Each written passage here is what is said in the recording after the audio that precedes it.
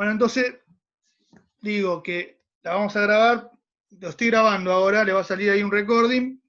Y, explico para los que recién entraron que cuando lo estaba haciendo el video se me cortó internet y no está el video después de 40 minutos que estaba hablando del texto o de los textos.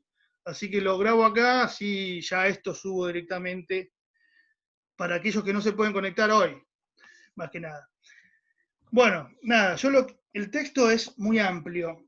Empieza en 1808, cuando se ocurre lo que es la crisis, ¿no? La invasión napoleónica en España, y termina prácticamente en el 20, 10 años después de la Revolución de Mayo, cuando se dicta la Constitución de 1819, ¿no?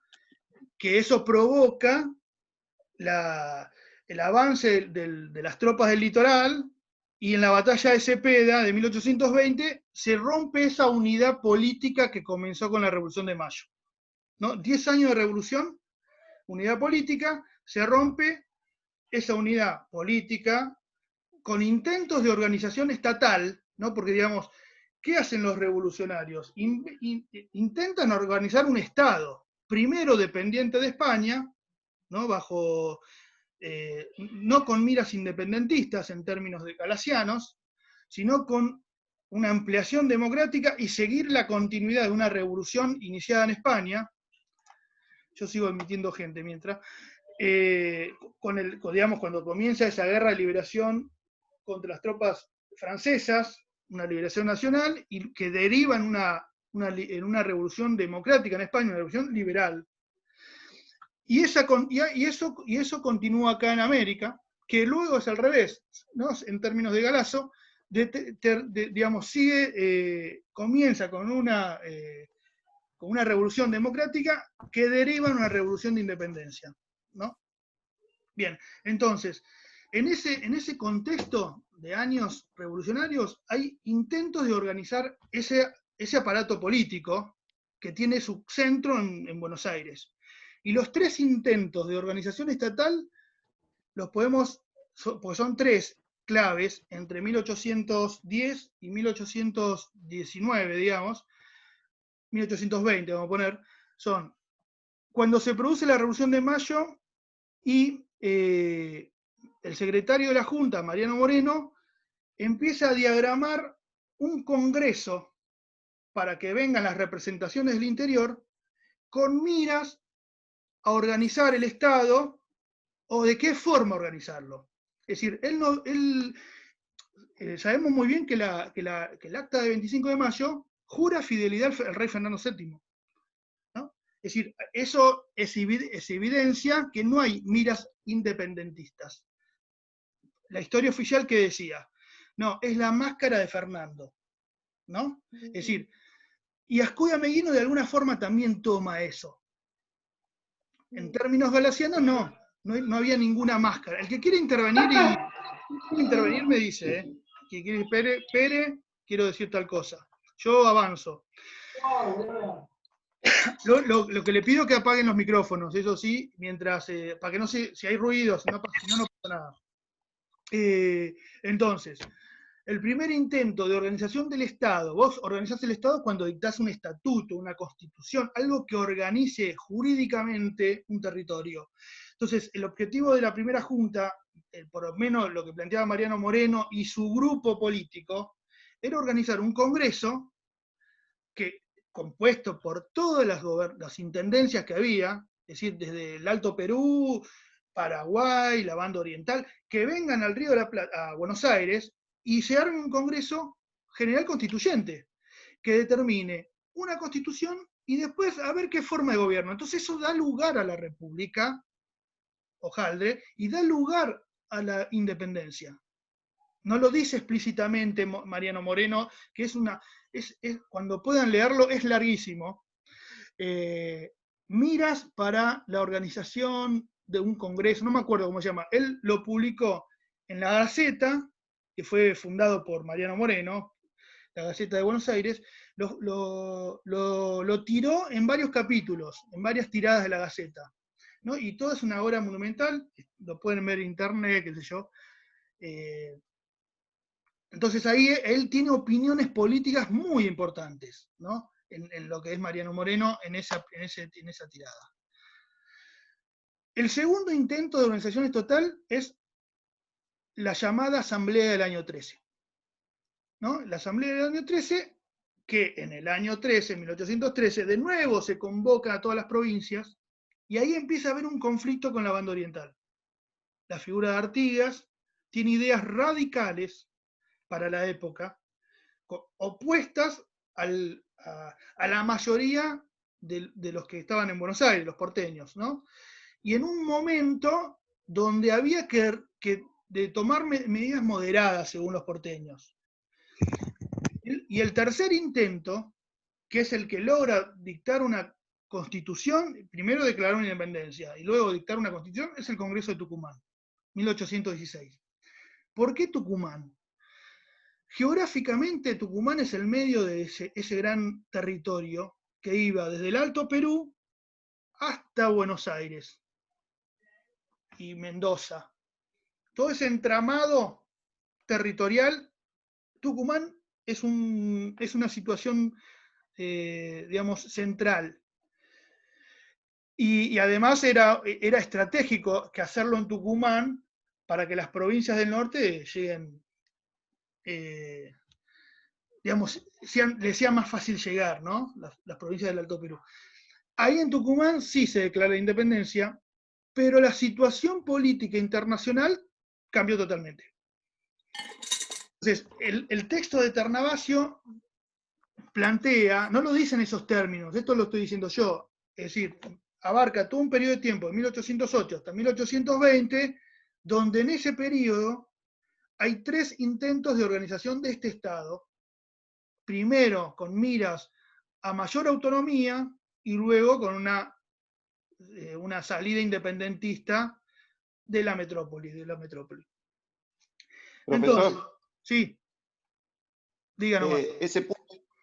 ese punto estratégico que estaba usted diciendo de la provincia de Tucumán fue elegida por la guerrilla en los años 70 porque era fácil recurrir a las Naciones Unidas para establecer en Tucumán un país, o sea, y Argentina iba a quedar separada con un país en el medio. Bueno, eso es lo que dice usted. Yo creo, es igual esto, podemos discutir. El Tucumán también es elegido porque la concepción de la guerrilla en los años 70 tenía una concepción de la teoría del foco guevarista. Es decir, la teoría del foco planteaba una guerrilla rural de difícil acceso de las fuerzas nacionales, donde vos generando un foco guerrillero, un fuego, se genera que todas las masas se te suman a la guerrilla y empezar a crecer en espiral. Y Tucumán era un lugar selvático ideal para eso, copiado de Sierra Maestra. Tenés las sierras ahí tucumanas, ¿no? Ahora, eso fue pensado de forma errónea, según mi circunstancia, porque acá la mayoría del pueblo era trabajador, de las grandes ciudades. A ver, ¿cómo te puedo decir? El principal actor de transformación era el laburante de la ciudad, no el campesino, porque no estaba organizado el campesinado argentino, no existió nunca un campesinado argentino como revolucionario, como sí lo hubo en México, como sí lo hubo en Cuba y en otras regiones donde el campesino está mejor organizado. Acá la revolución era urbana, por eso después la guerrilla toma otra concepción y se transforma en guerrilla urbana, ¿no? Montoneros, el ERP. Es decir, ese foco revolucionario en Tucumán, para mí, según mi concepción, que puede ser discutible, es que toman la teoría del foco guevarista que fallaron, ¿no? Los hicieron pelota, el ejército fue y los acorraló y listo. Y a partir de ahí empieza una concepción de guerra guerrillera urbana. Montoneros, el ERP, ¿no? Bueno, nos fuimos de foco. Pero, a ver, volviendo a eso, Guevara, Bolivia también era un lugar central para la guerrilla sudamericana. Un país central donde en espiral podés ir creciendo, ¿no? Y las guerrillas que hay en los 60 por ejemplo la de una guerrilla que se llama Ejército Guerrillero del Pueblo, que se instala en Orán, en Salta, tenía el objetivo, tenía conexión con Guevara, cuando estaba vivo todavía, ¿no? Massetti, hay un periodista llamado Massetti que va a hacer una entrevista a Guevara en Sierra Maestra. Era un periodista reconocido. Le come la cabeza el tipo. Y el chabón viene a Buenos Aires, organiza una guerrilla y se va a Salta, y después lo revientan y desaparece el cuerpo. Y en ese mismo contexto, Guevara empieza la guerrilla en Bolivia, ¿no? Pero bueno, sigamos con esto. Es un tema muy interesante ese, pero bueno, son otros tiempos.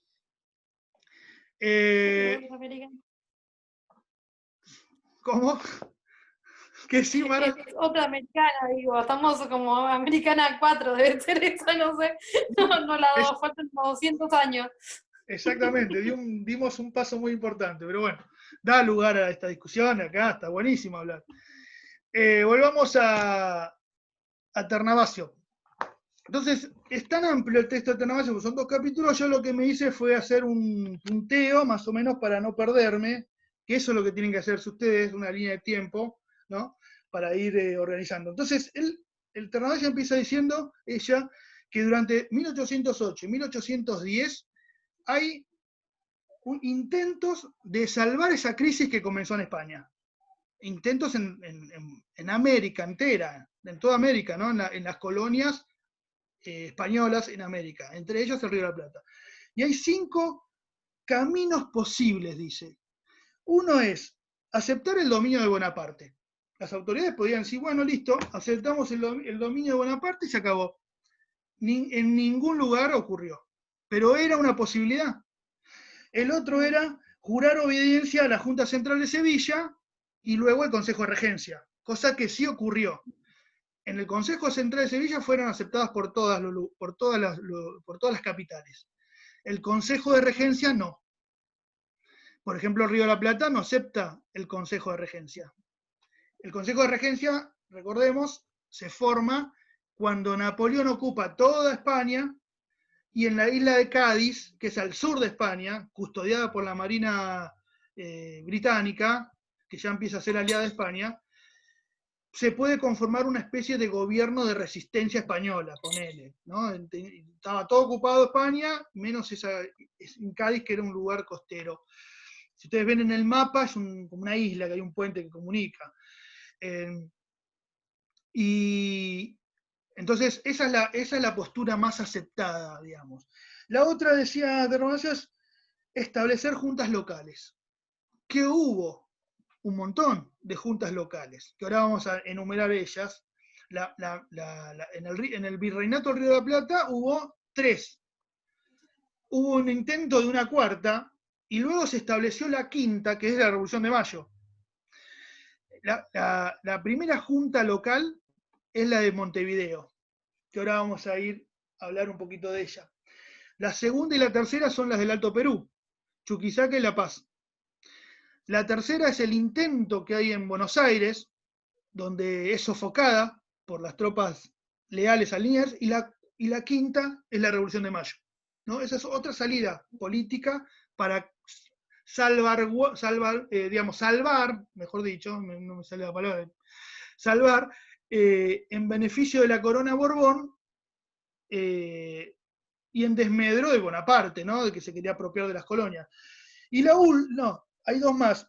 Otra es el carlotismo. Es otra salida política. Y ahí participa Belgrano, que hablamos el encuentro pasado. Ahí los invité a una charla, no sé si pudieron ver el correo, sobre Belgrano. Bueno, que no es obligatorio. Sí. Igual es más lo mismo que hablamos la otra vez, pero el que quiere estar, está Jessica, que es la chosna de Belgrano, es descendiente de Pedro. Belgrano tiene 2 hijos, dos hijas, perdón, un hijo y una hija. Ilegales, las 2. Bueno, tuvo mujer, y una de ellas era la hermana de Encarnación Escurra, no me acuerdo el nombre, pero era Escurra, y ella, que era casada legalmente con un absolutista, que después se va a España, queda sola acá. Era una mujer joven, linda, joven y sola. Y se enamora de Belgrano y bueno, tienen a Pedro. Y como estaba prohibido que una mujer casada tenga un hijo con otro hombre, se lo crió su hermana como hijo propio, Encarnación y Rosas, Juan Manuel Rosas, y lo llamó Pedro Belgrano. Y con el tiempo el tipo se puso Pedro Belgrano y Rosa, cuando se dio, perdón, Pedro Rosas y Belgrano, cuando le contaron que su padre era Belgrano, ya muerto. Y bueno, ella desciende de esa rama. Es una piba común, ¿eh? Vos la ves y son cualquiera de nosotros. Ella no tiene la riqueza de un Belgrano. Porque sí hay una rama de la familia que son potentados, que no la quieren porque ella es la hija legítima, digamos. Bueno. Profe, disculpe, una duda. Estas circunstancias que se barajaban, por ahí no lo entendí bien en el texto, son las que se barajan en territorios americanos para paliar la crisis. En las colonias españolas. Para paliar, ponele, como para una salida política a esa crisis que había en España. Para seguir sosteniendo esto como tierras pertenecientes a lo que es la familia Borbón. El carlotismo era eso. Es decir, ese movimiento carlotista, que es un movimiento político, sí, tendiente a que la princesa, hermana de Fernando, esposa del regente de Portugal, príncipe regente, que estaba en Río de Janeiro, se haga cargo políticamente de las colonias españolas. No prosperó. Ideología a la que respondía Belgrano. Exactamente. Belgrano apoyó eso, se carteó con la mina, hubo acuerdos importantes, le pedía constantemente que venga al Río de la Plata como para salvar las papas de la familia Borbón, ¿no?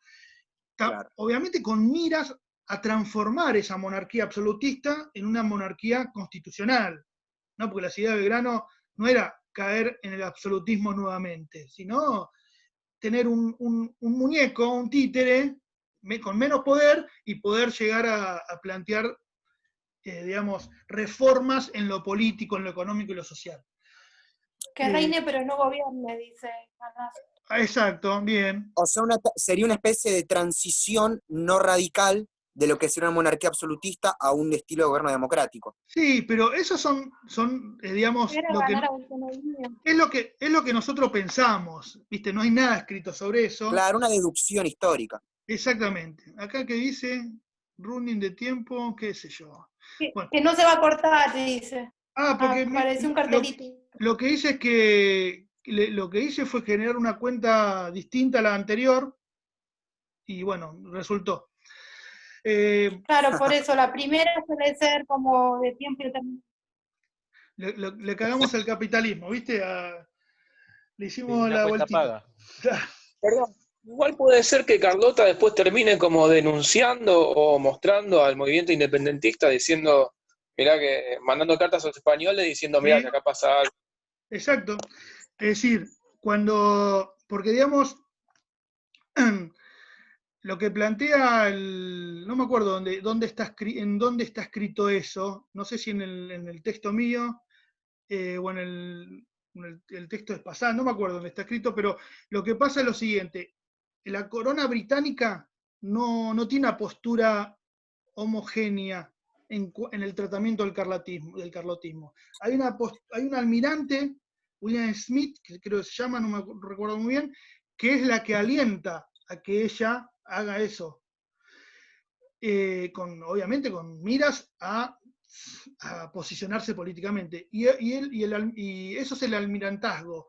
Y el ministro, en realidad no es el ministro, sino que era el representante en Río de Janeiro, Lord Strangford, no me sale ahora la palabra, pero bueno, no estaba de acuerdo con que esta señora se haga regente, porque lo que iba a ocurrir era que si Inglaterra apoyaba eso, su alianza con España contra Napoleón Bonaparte se rompía.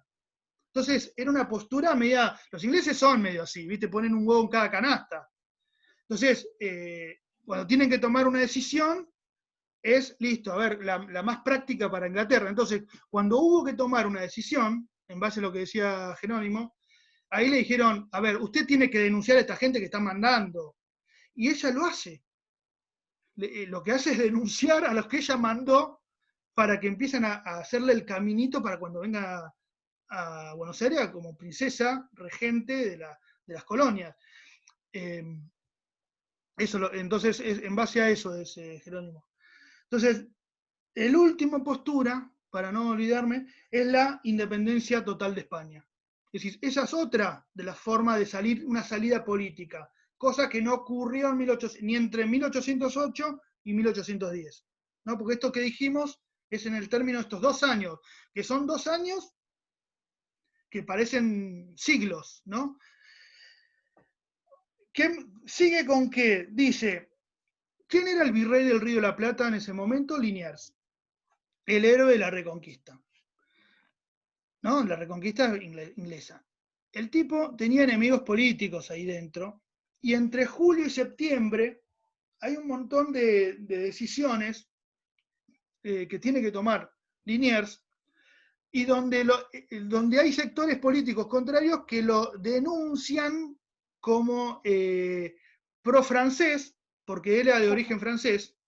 Obviamente, una España invadida por Napoleón y él, virrey del Río de la Plata, francés, quedaba en evidencia. A ver, en ningún momento, no hay ninguna prueba de que él estaba a favor de Napoleón.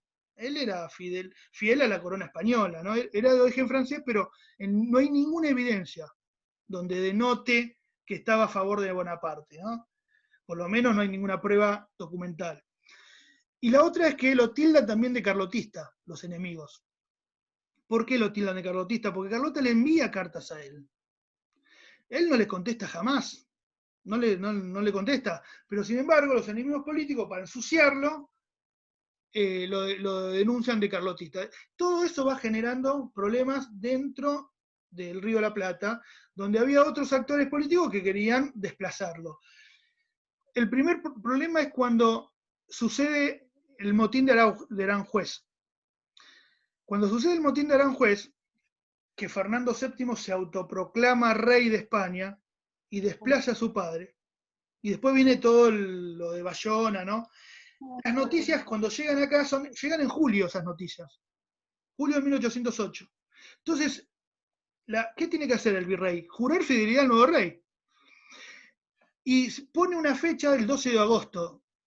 Entonces decían, pero ¿por qué tan tarde? ¿No? Empiezan a decir, ¿por qué no ya jura fidelidad? ¿Qué es esto de retardar todo? ¿Viste? Había como cosas, las contras políticas empiezan a decir, bueno, ¿por qué tan tarde? Ya tenés que jurar fidelidad. Era como que estaba dilatando la situación. Y a fines de julio vienen las protestas de Carlos IV, diciendo, me robó el trono. Entonces, esa dilación le empieza a jugar en contra. Y lo peor de todo, que los primeros días de agosto llega la misión de Bonaparte para que las colonias acepten la dominación francesa. Lleva el marqués de Sassenay. Y obviamente lo tiene que recibir Liniers, y para alejar toda duda, lo recibe con la audiencia y con los cabildantes, todos juntos ahí, diciendo, bueno, vamos a charlar, un acta, y lo sacan carpiendo al tipo, no le dan importancia a la demanda bonapartista de que estas colonias pasen a depender a la colonia francesa. Entonces, esos problemas le generaron que el gobernador de Montevideo, se le revele y conforme una junta de gobierno, una junta en Montevideo, subsidiaria de la Junta Central de Sevilla, pero independizándose de su metrópoli más cercana, que es Buenos Aires. Es decir, Buenos Aires era la capital del virreinato. Montevideo era una gobernación porque estaba en límites con los portugueses y había un gobernador militar. Ese gobernador militar era Javier de Lío, que se le revela y conforma una junta. Y además empieza a jugar políticamente para que el Cabildo de Buenos Aires lo desplace a través de un movimiento juntista. Y eso ocurre el 1 de mayo de 1809, donde no prospera. Es decir, las tropas leales a él, a Saavedra, logran disipar ese intento juntista, ¿no?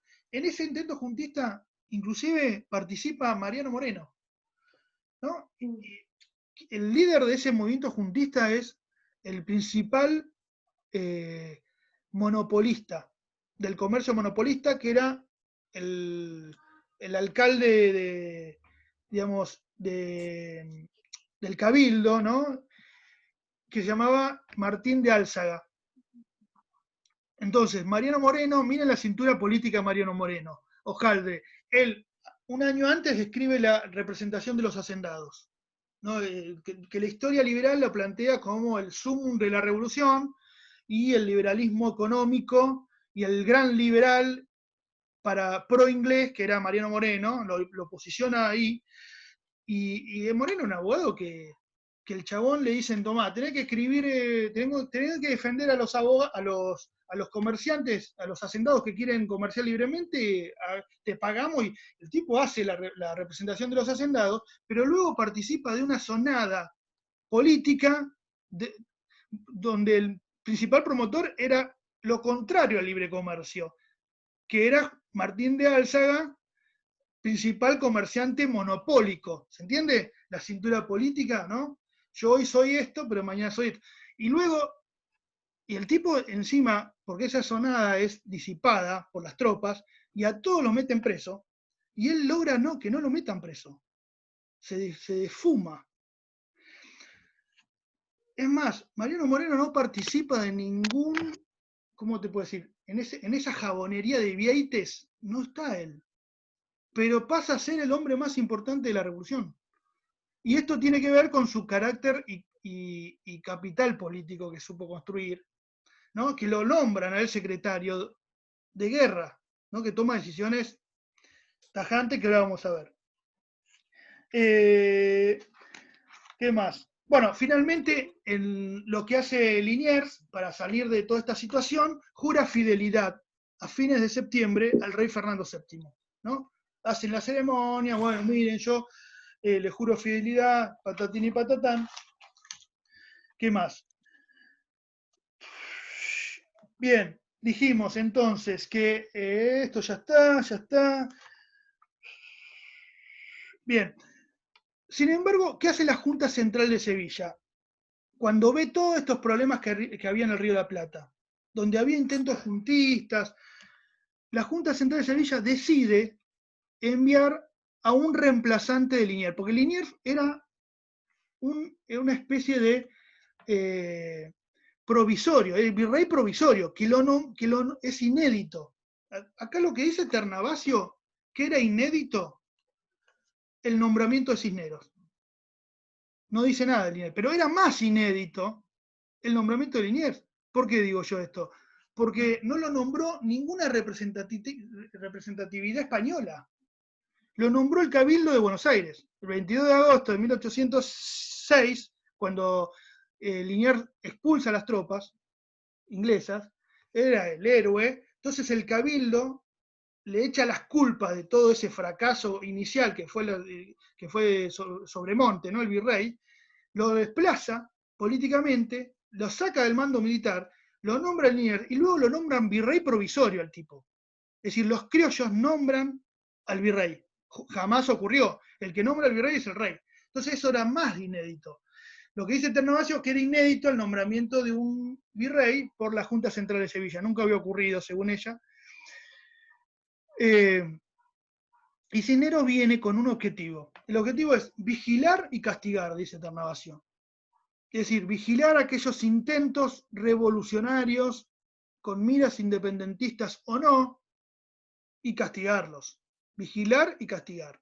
Él viene, tiene resistencias, ¿no? Porque los Saavedras, ¿no? Y todo el entramado político de que Liniers se rodea, intenta una resistencia a esa avanzada de España, ¿no? de seguir manejando la batuta. Pero, sin embargo, Liniers acepta. Liniers acepta. Él es nombrado en febrero del 9, y Cisneros llega al Río de la Plata a tomar el mando como virrey el agosto de 1809. Le dura poco, ¿no? Porque en mayo de 1810 lo fletan. Pero a lo que voy es, cuando Cisneros entra al Río de la Plata, tiene otro problema, que son las juntas en Chuquisaca y La Paz, ¿no? Que son de mayo y julio. Esas juntas se autoproclamaban independientes, no de la metrópoli, pero sí de Buenos Aires y del Perú, ¿no? ¿Por qué? Porque lo que querían es salvar la corona borbona del avance del carlotismo portugués, ¿no? Esas son las aspiraciones portuguesas, y de las dilaciones que estaba habiendo en el Río de la Plata. Porque esas dos ciudades pertenecían políticamente al virreinato del Río de la Plata. El virrey Abascal, que es del Perú, manda las tropas, Goyeneche aplasta a todos. Ahí se encontraba Monteagudo, por ejemplo, que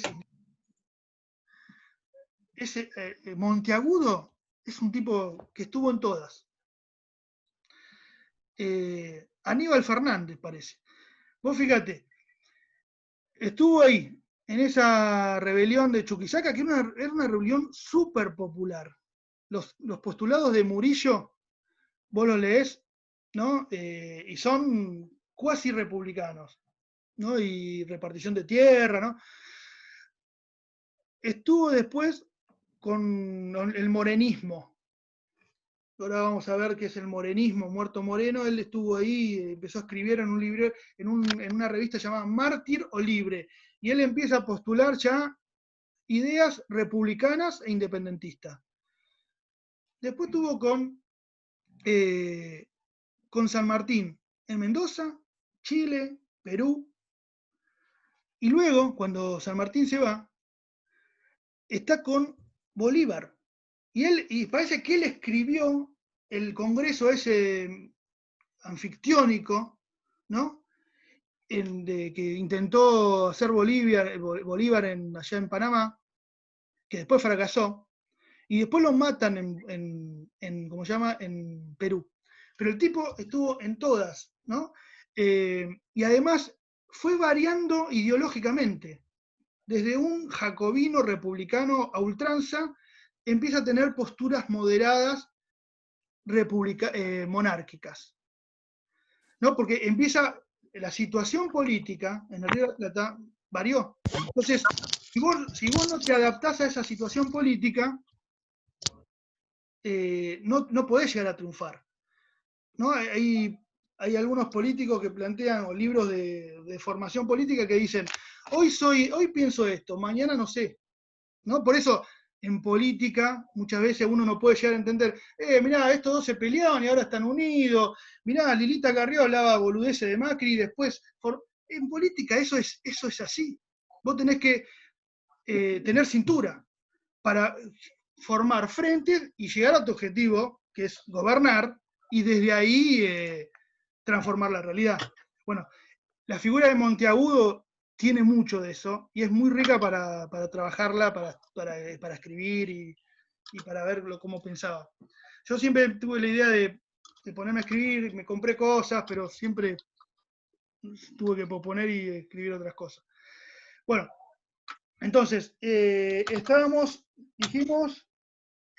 ya me perdí. El nombramiento de Cisneros. El objetivo del nombramiento de Cisneros. Hola, Martín. Para y castigar. Buenas noches, disculpen. ¿Cómo están? ¿Bien? Todo bien. Estamos grabando. Sigue grabando esto, ¿no? Sí. Porque yo te mandé un mensaje, se me borró todo. Bueno. Así que vamos a grabar esto. Bueno. Y entonces Cisneros. Sí, decime. Si querés, una aclaración. El video que van a encontrar en el canal de YouTube del texto de Ascuy Armeguino es de 50 minutos. Así que digo, cualquier cosa, si lo otro tuyo de los que habías preparado, lo podemos, lo sacamos, lo trabajamos ahora. Y estamos trabajando ahora, sí. Joya. Yo por eso lo estoy grabando. Y gracias. Después lo podemos editar inclusive. Decía que Cisneros viene al Río de la Plata y se encuentra con ese problema del juntismo. Y además, todo ese problema en el norte generó que mucho de la caja de Potosí, que venía hacia el Río de la Plata no llegue. Entonces tiene problemas económicos Buenos Aires, importantes, y tiene que recaudar de alguna forma. Y ahí es donde se plantea un arreglo con los ingleses. Es decir, los ingleses, está bien, pueden descargar mercaderías. Es decir, ahí se rompió el proteccionismo que tenía el monopolio totalmente. Es decir, a Cisneros no tiene otra de donde salir los fondos, porque toda España está ocupada. Potosí, la otro lugar de donde podía llegar a venir algunos fondos, hay un descontrol, ¿no? Porque una de las causas de esas juntas es eso, que se está desangrando la región del Alto Perú por las disputas políticas en el Río de la Plata. Entonces dicen, no, se acabó, vamos a formar una junta de autogobierno, nos independizamos de esos dos sectores que son Perú y Buenos Aires, y listo. Entonces, a Cisneros no le queda otra que abrir el libre comercio a los ingleses, con George Canning, ¿no?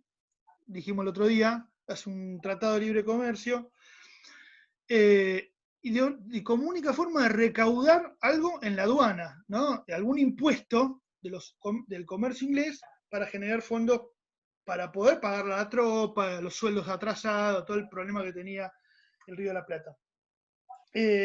Bueno, al poco tiempo, en mayo del 10, llegan las noticias de España. ¿De qué? De la ocupación total de la península y de la caída de la Junta Central de Sevilla, que lo había nombrado a él. Entonces, vos imagínate, ¿a vos quién te nombró, Cisneros? La Junta Central, no existe más la Junta Central. Por lo tanto, no te nombró nadie. Y si no te nombró nadie, la soberanía que se la habíamos dado de alguna forma a la Junta Central de Sevilla, vuelve a nosotros. Por lo tanto, tenemos la potestad, según las leyes de Indias, y según las leyes españolas, ¿no? De lo que es el pactismo español, de Suárez, de los jesuitas, es que esa soberanía reside en el pueblo y el pueblo tiene que decidir ahora qué tipo de gobierno conforma, es decir, cómo seguir esto. Entonces tenés que llamar a Cabildo Abierto. El Cabildo Abierto es parte de las leyes donde se convoca a los vecinos y deciden alguna problemática.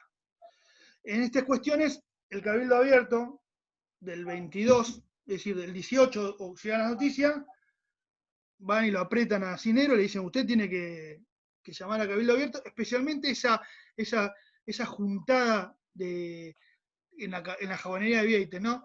De Castelli, de Belgrano, de Vieites, de los Rodríguez Peña, ¿no? De empezar a pensar una ampliación a estas libertades o a estas ideas de la Ilustración.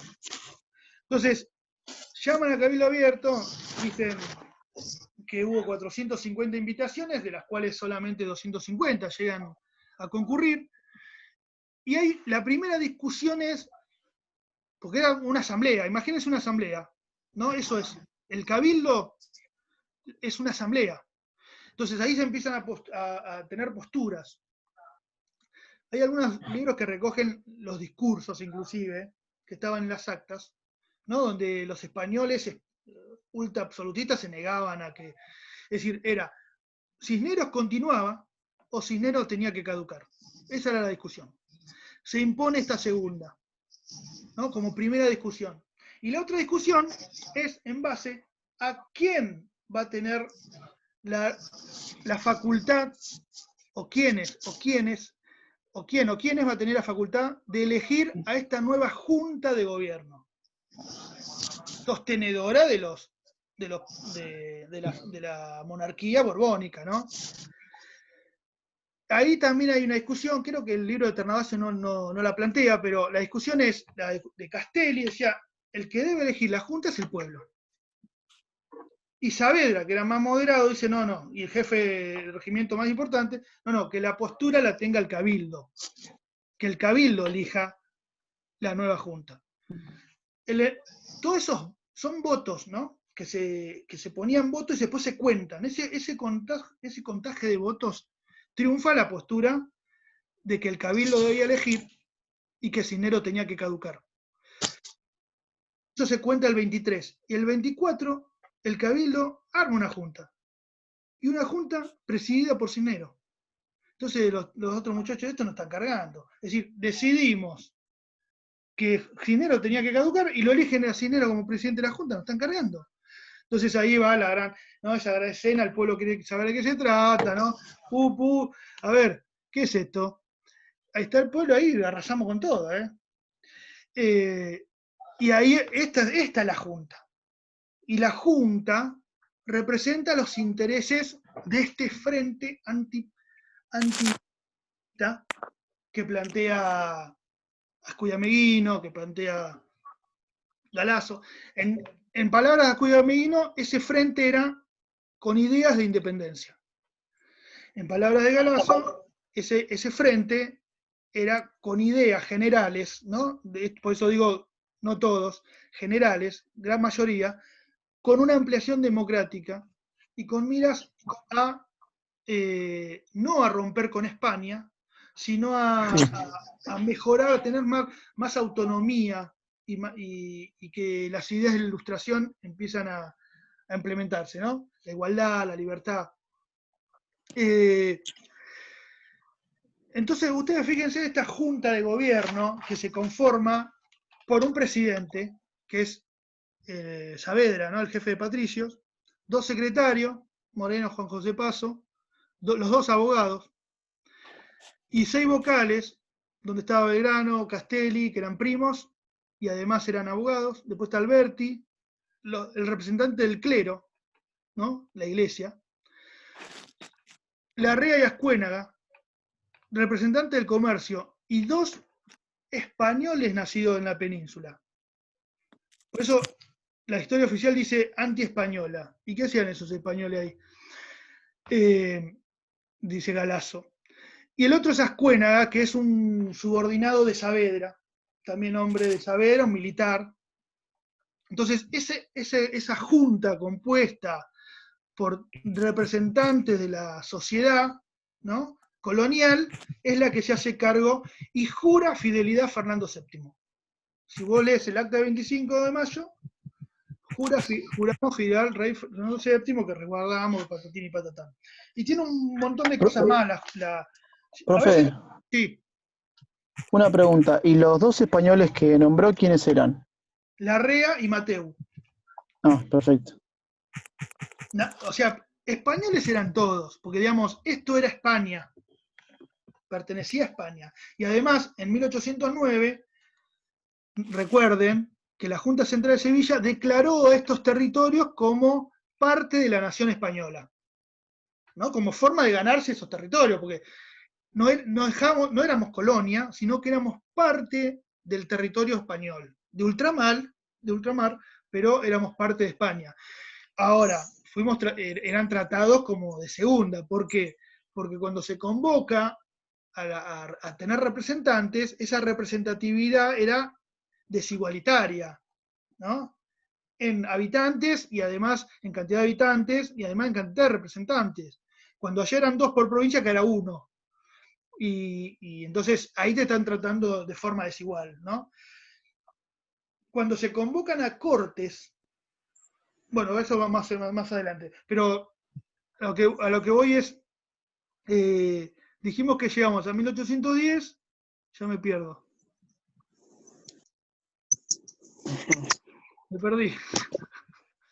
Dijimos, bueno, a ver, recordemos. Estaba hablando de las ideas de la primera junta, las ideas que eran más autonomía sobre lo que era la monarquía, y en vistas no tanto a una independencia ya de una, pero sí obviamente propiamente dicho por Ternavasio.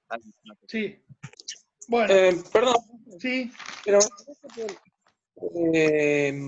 Ascuyameguino habla de como una revolución anticolonial, y Ternavasio dice que justamente no es anticolonial, sino que es como que se generó a partir de un vacío de poder.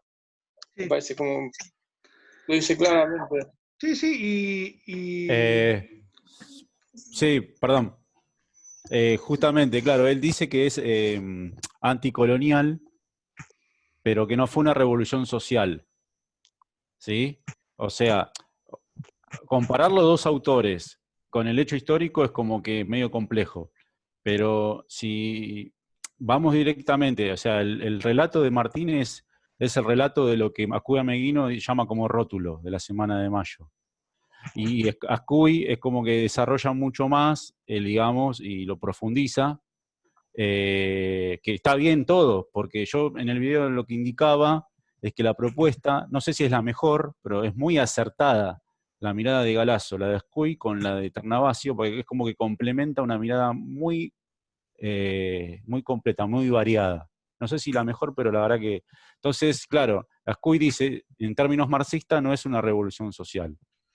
¿Sí? Y él habla del... porque no altera al viejo orden, ¿sí? Social. Sí. Claro, él tiene todo ese carácter anticolonial porque describe, por ejemplo, un momento que estaban desde los esclavos hasta los grupos más los intelectuales y los Muy bien. aristócratas. Claro. Y bueno, exacto.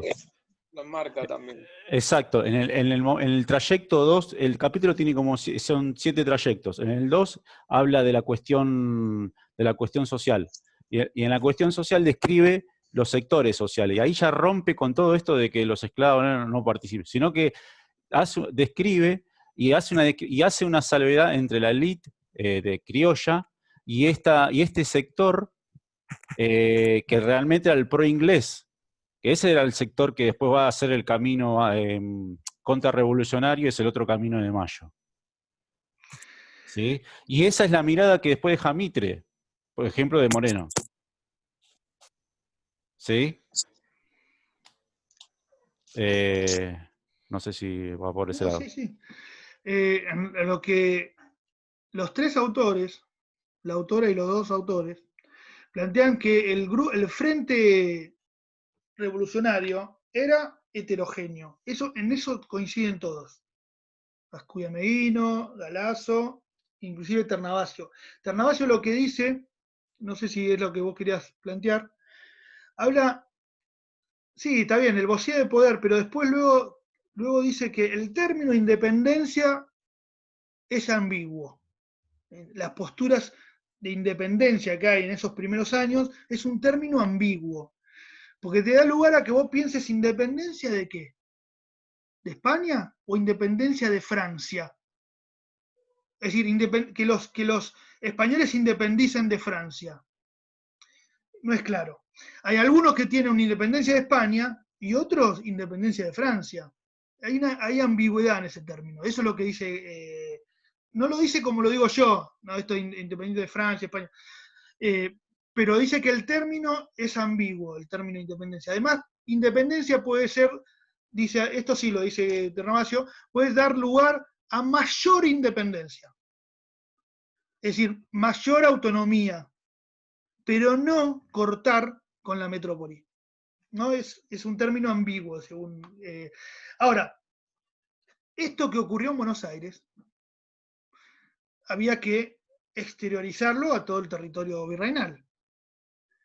Porque la decisión la tomó Buenos Aires. Y una de las posturas, por ejemplo, contrarrevolucionarias de las discusiones del Cabildo del 22, es, ¿qué? ¿Buenos Aires solo elige? ¿Qué es esto? ¿Y las provincias? Eso lo dice el obispo Lué, ¿no? El obispo de Buenos Aires, reaccionario, dice, no, a ver, ¿qué? El virreinato no es Buenos Aires. Entonces, vamos a esperar a ver que vengan representantes del virreinato y que cuando vengan, ahí discutimos entre todos. ¿Viste? El tipo, como una forma de retardar todo, y ahí es cuando sale Castelli, dice, no, es provisorio, tomamos la decisión ahora, porque las papas queman ahora. Y después vemos.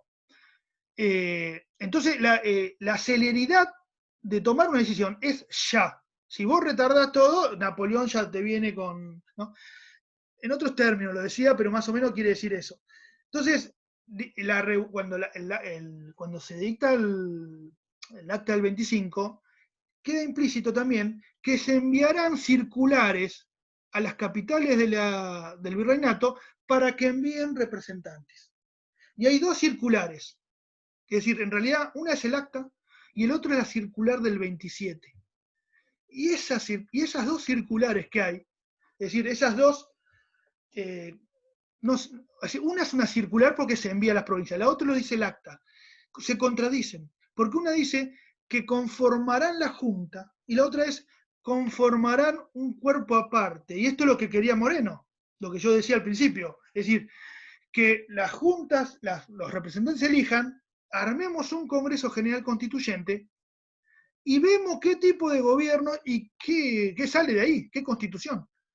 Entonces, ahí viene la discusión entre los que se llaman los morenistas y los saavedristas, ¿no? Esa gran discusión de qué hacer con los representantes de todo el virreinato, ¿no? Que eso jugó en contra a Moreno y terminó renunciando, y ahora vamos con ese tema. Pero ahora, a esas invitaciones, ¿a qué iba acompañado también? Iban ejércitos a los lugares, a los focos, reacios a aceptar el nuevo gobierno.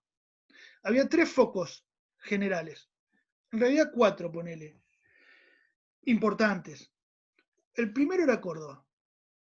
Ahí en Córdoba, la Córdoba conservadora de siempre, vos fíjate, políticamente, Córdoba siempre estuvo una posición conservadora. Vos fíjate el mapa de Argentina y las elecciones que hay siempre a lo largo de la historia, no sé, siempre fue conservadora Córdoba, lo sigue siendo. La docta, ¿viste?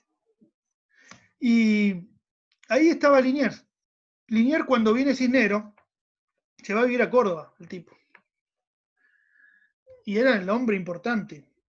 Y ahí, junto al gobernador y otros actores importantes, reorganizan una contrarrevolución. Porque Cisneros le comunica a Liniers, che, Liniers, a ver, armame algo de estos muchachos, lo sacamos a patada. Entonces empiezan a conformar una especie de contrarrevolución. Esas noticias llegan a la Junta, Moreno manda al Ejército del Norte, que tenía como objetivo llegar al Alto Perú, reorganizar la tropa para ir a Perú y tomar Lima, ¿no? Ese era el objetivo de la expedición al norte. Terminar con el foco principal contrarrevolucionario y absolutista que había en América del Sur, que era Lima. Entonces Moreno, las instrucciones eran, donde lo ven a estos muchachos, los fusilan, sin vacilaciones. En esa expedición va, esto no sé si lo cuenta Ternavasio, no lo recuerdo, pero en esa expedición del norte iba iba un general, el más antiguo general, que se llamaba el general Ocampo, iba al Carce como segundo, ¿no? Y cuando llegan allá, es aclamado Liniers por el pueblo, los detienen y no toman no cumple la orden. Porque además Ocampo había sido subordinado a Liniers en las invasiones inglesas. Es difícil decirle a tu antiguo jefe, que seguramente lo querés, te vamos a fusilar. No toma la decisión de fusilarlo. Entonces dice, bueno, le manda una carta a la Junta y dice, los envío para que ustedes determinen el fin de estos muchachos. Cuando llega hay una contraorden. Moreno lo manda a Castelli, donde lo ve lo fusila. Castelli va, donde los encontró, fusila a los 5. A 4 fusila, al cura lo perdonó. Y muerto. Porque si Liniers llegaba a Buenos Aires, iba a ser otra historia, porque él era amado en Buenos Aires, Liniers. Había sido el héroe de la Reconquista. Entonces es una jugada política, ir a Buenos Aires, ¿no? Bueno, Moreno miraba más lejos, donde lo encontró lo fusiló. Y ahí empieza a destacarse la figura revolucionaria de Moreno, ¿no? Tajante, jacobina, donde en las revoluciones, ¿no? Lo toma Robespierre. Vos no podés dilatar una orden, porque las revoluciones son así, es a sangre y fuego. Porque si vos no los reventas, te revientan ellos, ¿no? Entonces, en un proceso revolucionario, decía Robespierre, ¿no? Vos no podés dilatar la situación. Es ya, te podés equivocar, pero la decisión la tenés que tomar inmediatamente, porque si no la toman los demás. Y Castelli asume el mando político y va al cárcel el mando militar. Porque, digamos, en la guerra del siglo XIX siempre había lo que se llama, en un estilo bonapartista, por ejemplo, el comisario político. Porque la guerra es la continuación de la diplomacia. Vos tenés que convencer al enemigo, che, mirá, aflojá porque te vamos a reventar. Ah, no aflojaste, bueno, manda las tropas. Vos necesitas un político para tratar de llegar a un arreglo con el enemigo, ponele, y Castelli juega de comisario político en esta avanzada y logra levantar a la gente en el Alto Perú. Es decir, va a Tiwanaku, en las ruinas de Tiwanaku, porque había un componente nativo importante ahí, que vos lo tenés que tener para la causa revolucionaria. Y además, la cuestión de la raza, ¿no? Que hablaba Aníbal Quijano, era muy fuerte en el Alto Perú.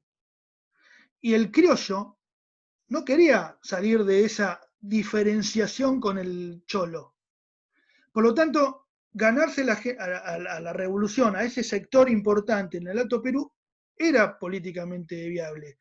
Y vos tenés que tenés que accionar políticamente para que esos sectores estén del lado de la revolución. Y entonces Batibá, que es da un discurso en quichua, en aymara y en castellano el tipo, ¿no? Diciendo que bueno, la libertad, somos los defensores, vamos a igualar a la gente, vamos a repartir tierra, y todo festejaba. Pero eso políticamente le jugó en contra, donde estaba el verdadero poder ahí en el Alto Perú, ¿no? Esa expedición tiene el primer triunfo, que es el triunfo de Suipacha. Ese triunfo, obviamente, hizo que la avanzada revolucionaria siga por el norte, por las alturas del Alto Perú. Y ahí se producen la derrota de Huaki. Entonces, esa derrota de Huaki es un retroceso de la revolución, donde los realistas, digamos, los absolutistas empiezan a avanzar. La otra expedición es al Paraguay. Y ahí el político es Belgrano. Había que convencer a una junta que se había conformado, que había jurado fidelidad al Consejo de Regencia, el Paraguay. Entonces tenía que ir Belgrano como general y como político a convencer a esa gente, y es derrotado. Paraguarí, Tacuarí, llega a un acuerdo, vuelve, es juzgado, encima Castelli también lo juzgan, mueren preso, le cortan la lengua porque le agarra cáncer. Entonces ese sector, Moreno ya estaba muerto, ese sector empieza a ser, digamos, apaciguado por el ala más conservadora. Cuando Belgrano vuelve, hay una junta que se autoproclama independiente de Buenos Aires, de España, y empieza un camino independiente autónomo Paraguay, ¿no? Que empieza un desarrollo importante, republicano, de distribución de la riqueza, que termina con Mitre en la guerra del Paraguay, ¿no? Pero eso es historia aparte, después vamos a ver más adelante el proceso paraguayo. Y el otro gran foco es Montevideo.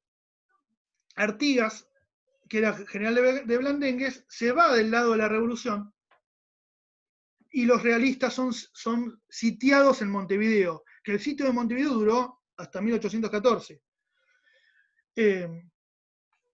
Porque Montevideo era difícil de tomar, porque podía ser la armada que andaba dando vuelta, lo proveía por el puerto, ¿no? A Montevideo. Entonces, lo que es la campaña es tomada por el artiguismo, y la ciudad de Montevideo es controlada por los realistas. Era un foco realista que duró hasta 1814. Entonces, estos tres focos revolucionarios servían para que esas regiones estén del lado de la revolución. Bien, ¿lo estoy haciendo largo el proceso explicativo? Díganme. No. Pues si no resumo, porque vamos a estar 4 horas hablando. Pero pueden preguntar, No. todo lo que no entienden, lo que quieren opinar. Entretenido. Jerónimo, No, yo tengo Está una... bueno que no se corte, cada 40. Sí, sí. Jerónimo. No, me surgió una consulta en base a Moreno, pero creo que puede esperar después para después, pero es sobre el plan de operaciones, porque estábamos justo hablando de ese plan de operaciones, y hay como, perdón si lo digo en este momento, por ahí no tiene mucho que ver con... No pasa nada. Hay como una especie de conflicto, ¿no?, entre la historia liberal y la historia adicionista, que dicen que los liberales, por ejemplo, Levene dice que el plan de operaciones no es de Moreno, sino que fue una copia una farsa para evitar su poder, y del otro lado dicen que era de Moreno porque todos los escritos, todo lo que está allí expuesto, tenía que ver con lo que se daba en la universidad, en Chuquisaca, todo el iluminismo, Robespierre. No sé, eso me genera como muchas dudas, pero por ahí es algo para ya después de... Miren, ¿Querés que dé un breve aporte y complementás vos, Martín? Dale, sí. Dale. No, yo voy a aportar lo que propone el autor, Ascuía Meguino. Está bueno, es como cíclico el texto. Arranca con una cita de Mariano Moreno y cierra el capítulo 1, cierra y dice que programáticamente los dos, digamos, las dos fuentes, los dos documentos revolucionarios de plan revolucionario son las instrucciones de Artigas y el plan de operaciones de Mariano Moreno, ¿no? Uno puede encontrar ahí, estoy hablando de a ver, para que no, de una especie de, y yo en el video lo digo, ¿no? Después pensando en la logia Lautaro, pensando, ¿no? Digamos, en este digamos, pensamiento de inteligencia secreto para conformar el proceso político revolucionario. No hablo del pensamiento. La clase pasada hablamos del pensamiento económico, Belgrano. Pero nada, me parece que, digamos, la mirada que da Ascuía Meguino es muy, muy directa en eso. Él no duda ni lo pone en... Es un debate historiográfico que Martín seguro lo va a desarrollar mejor. Eso nada más. Sí. Yo en el 2013 escribí un artículo que se publicó en un libro, así como un artículo que escribí con el de Belgrano, era sobre Mariano Moreno, ¿no? Y bueno, y ese artículo tiene mucho de las ideas políticas de Mariano Moreno, porque yo, no sé, siempre me enfoco en lo político del personaje. Y bueno, me encontré con esta discusión, cuando empiezo a investigar me encuentro con esta discusión centenaria sobre el plan revolucionario de Mariano Moreno, que fue encontrado, es un plan que fue encontrado a fines del siglo XIX, cuando Madero, miren esto, cuando Madero empieza a diseñar el puerto de Buenos Aires, empieza a escribir la historia del puerto de Buenos Aires. Madero era un ingeniero civil, no sé qué era, pero el tipo era gente, viste, muy erudita, empieza a escribir y se va a Sevilla, al archivo de Indias, y se encuentra con un documento, y esto dice, Plan Revolucionario de Mariano Moreno, copia de la copia, de la copia, de la copia. Y lo empieza a leer y dice, chao, se lo manda a Mitre, que estaba escribiendo la vida de San Martín y Belgrano, todo eso, y a Mitre se le pierde. ¿Viste por qué? Porque el Mariano Moreno que él había descrito en la historia oficial no tenía nada que ver con el plan de operaciones.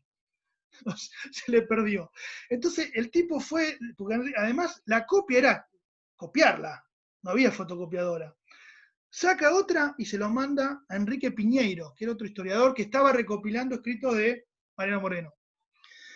Y Piñeiro dice, chao, vos mirás, el plan de Mariano Moreno hay que reventar a los opositores, el Estado se tiene que apropiar de las minas de Potosí y acuñar moneda, proteccionista a full, la riqueza hay que distribuirla, tenemos que tomar el sur del Brasil, para eso tenemos que generar la rebelión republicana en esos lugares, tenemos hombres en la banda oriental que pueden dar una mano, que es Artigas, bueno, una cosa tenemos que seguir manteniendo la máscara de Fernando, ¿no? Por eso digo que la máscara de Fernando es medio, es políticamente, ¿viste? Hay muchas posturas. Tenemos que tener de aliados a los ingleses, tenemos que darle la isla a Martín García como puerto seguro para que los tipos nos aporten nada. Bueno, es una cosa que vos decís, lo sacaba de la historia oficial. Entonces, ahí empiezan a aparecer una discusión. El primer que empieza a discutir el texto de Enrique Piñeiro es un franco argentino llamado Grusó. Era un erudito que empieza a decir que no, esto no es de Moreno, porque esta no es la pluma de Moreno, con fundamentos muy claros, ¿eh? No era un gilastrún que trataba de defender la causa liberal de aquel Moreno pro-inglés. Con fundamentos muy claros. Y hay una discusión, y ahí Piñero le rebate, hay una discusión historiográfica, le rebate, y luego rebate Rousseau con otras, pues, pero es brillante la discusión. Y luego aparece Levene, que dice él, que tiene, para mí es la postura más inteligente, la de Levene, en contra de que eso era de Mariano Moreno. Yo cuando escribo el libro, mi postura era el plan de Mariano Moreno, porque hay una discusión política también ahí. No decir, este es el Moreno que queremos, no este. Entonces, porque digamos, si vos lo ves a Galasso, hay un libro de Galasso llamado El Sabiecito del Sur, escribe también rebatiendo a Levene, a Rousseau, ¿no? Y hay otros autores, está Enrique de Gandia. Les voy a mandar en una jornada que hubo en el Joaquín, con 2 pibes que eran estudiantes, así de segundo año. Yo era ayudante de cátedra de Varela, y estos pibes le cayó en la cabeza, les rompió la cabeza el plan de... Y me dijeron a mí, pues yo estaba leyendo el tema y dije, che, ¿querés que armemos algo? Bueno, escribimos algo y lo presentamos en la jornada de historia. Y es una discusión historiográfica. Cuando lo encuentre se los mando por acá. Se los mando así lo leen. Está bueno, porque vos ahí rescatás lo principal que dice en esta discusión historiográfica.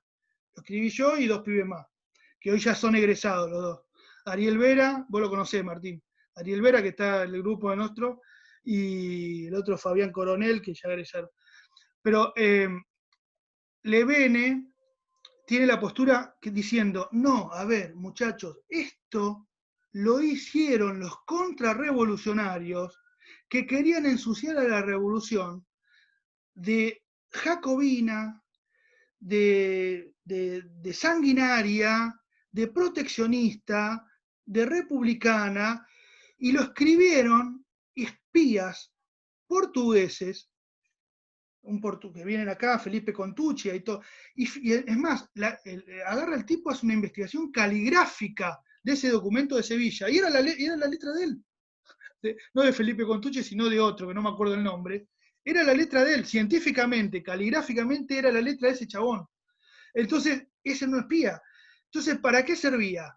Para que las coronas de Portugal, que estaban en Río, y de España, que habían tomado, Fernando había vuelto, lo escribe en el 14 esto, pongan esfuerzos bien claros y hacer pelota a la gente de Buenos Aires. Es decir, había que ponerse las tintas, decir, mire, estos son los locos, hay que hacerlo pelota, miren lo que está escribiendo.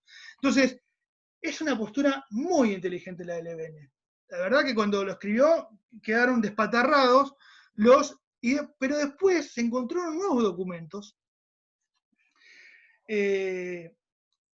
No me acuerdo el apellido de un autor que tiene un libro que es maravilloso. Ya me voy a acordar, tengo ahí en la biblioteca. Que encuentra cartas de Carlota que le escribe a Fernando diciendo, escúchame Fernando, mira esta gente acá, mira, me llegaron datos de que este jacobino lo quiere, escritas, digamos, acá quieren rodar cabezas, tenés que ponerte las... Entonces, como que eso existió de verdad. ¿No? Pero ¿qué dicen los que dicen que no es de Mariano Moreno? No, en realidad, Carlota le llegaron las fuentes de estos espías, ¿no? Bueno, hay una discusión historiográfica brillante. Por ejemplo, Enrique de Gandia, Galasso, que siguen planteando, porque yo le pregunté al viejo Galasso, me dice, no, eso porque ahora les cuento lo que pasó en el 2015. Yo escribí esto en el 2013, ¿no? Es de Mariano Moreno, y en el 2015 se publica un libro de un médico que despatarró de nuevo la postura de que no es de Moreno. El tipo encontró un documento, una novela francesa, que es idéntico a lo que dice la primera parte, es lo mismo, ¿eh? Cambian unas cosas, en vez de decir Francia dice Río de la Plata, en vez de decir el rey dice el virrey. Entonces vos decís, Moreno no puede haber copiado una novela francesa. Entonces, la novela francesa, que era una novela que hablaba mal de los jacobinos que mataron al rey e hicieron la revolución, ¿no? Era una novela que se llama no me acuerdo, Las Margaritas o no me acuerdo, después me voy a acordar. Está escrito, creo que eso lo pusimos. Y despatarró, no. Bueno, a partir de esa novela cambió de nuevo la discusión, ¿eh? Ahora hay que buscar fuentes que vos digas, no, Moreno, ¿por qué no puede haber escrito copiado de acá y cambiado? ¿Por qué no? O sea, yo intenté hacerlo, les cuento a ustedes lo que intenté hacer, y después no tuve más tiempo. Ir a la biblioteca de Mariano Moreno, y hay un fondo que es el fondo más antiguo, y si ahí encontraba el libro ese, el de la novela, ya está, lo saco de ahí el tipo. ¿Entendés? O sea, si vos encontrabas ese libro, que fue escrito en 1809, en francés, si vos lo encontrabas, listo, ¿por qué no? ¿Por qué Moreno no puede haber escrito eso y utilizado políticamente y lo larga, ¿no? Ahora, era un documento secreto, era como un documento interno, no era para difundir. Es medio raro, es una discusión hermosa. Fíjense en que una de las clases, yo lo propongo como el debate historiográfico, que no va a haber debate historiográfico, porque el debate se hace en clase. Así por acá es medio raro. Entonces yo los hago leer el plan de operaciones y a algunos les hago leer lo que dice Levene, el otro le hago leer lo que dice Rousseau, el otro lo que dice Galasso. Entonces vos en la discusión tenés que defender esa postura, ¿no? Y se arma un debate muy bueno. El año pasado, Martín, ¿o no? Sí. Muy bueno. Incluso a mí me pasó como estudiante, y lo voy a decir porque nuestra generación también, de acuerdo a los profesores que estaban dando esta materia, donde se preocupaban, que también es una preocupación, más por, incluso todo el año, con distintas categorías, debatir si fue o no fue revolución el proceso de mayo, ¿no es cierto? Y creo que este debate va más profundamente, aunque es otro debate, me parece mucho más enriquecedor porque va directamente a una fuente. Y está claro que, como dice Martín, eso es muy interesante. Hay datos importantes en la representación de hacendados, y si no hay que quedarse con una frase. Él dice, está bien, vamos a conversar con los ingleses, pero es como mal menor, dice mal menor, digamos, prácticamente, ¿no? Y no por eso es un pro inglés, digo, o sea, esto pasa hoy, ¿no? Tomar algo, es decir, ya lo etiquetás totalmente de algo, de librecambista o proteccionista. Pero lo interesante de Ascuy Meguino, que me parece para traer acá, para la comparación del debate, él no duda en ningún momento y titula Revolución de Mayo.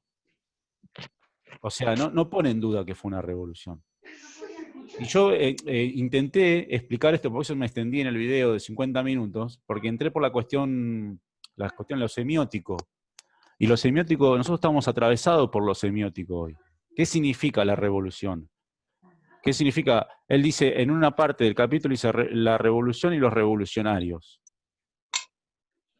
Para él no cabe ninguna duda que fue una revolución. Ahora, después le damos el tinte que sea. Era entrar por el carletismo para luego ir a una instancia superadora. Las revoluciones, a ver, cualquier proceso político, a veces hay que retroceder para avanzar. ¿Mm? Y eso era, es decir, claro, las dos máscaras de Fernando. Va a decir, no, ¿cómo vamos a hacer? Eso no es una revolución, si nos paramos con Fernando. Bueno, pero es una forma estratégica de retroceder para avanzar. Y después está claro que eso, que hay documentos internos de servicios de inteligencia que, vamos, se compara con esto, ¿no? De Mariano Moreno. Y me parece que las acciones de ese año, por lo menos de ese año, 1810, 1800, hasta que Mariano Moreno, bueno, se sube a un barco y chao. Está claro que, digamos, si esa obra, si ese documento, digamos, no fue escrito por él, en sus acciones lo dejó representado. No sé, también lo pongo acá como tema a debatir. Eso, nada más. Me fui a buscar los libros. Se llama Epifanía de la Libertad, Enrique Ruiz Guiñazú, es del año 50. Yo me compré todos los libros cuando dije, me encanta el tema. Plantea que es de Mariano Moreno y tiene un montón de fuentes que lo rebate a Levene. Y Levene, en los 3 tomos de La Revolución de Mayo de Mariano Moreno, tiene un capítulo que se llama La apocrisidad del plan atribuido a Mariano Moreno, ¿no? Le hace un ensayo, es muy interesante. Obviamente, él era de la academia, ¿no? Un erudito, un tipo que es brillante, ¿no? Que vos podés decir, este es un liberal, pero hay que leerlo antes de discutirlo, ¿no? Y tiene una postura, para mí es la más clave, esa de decir, y la más importante de los que están en contra.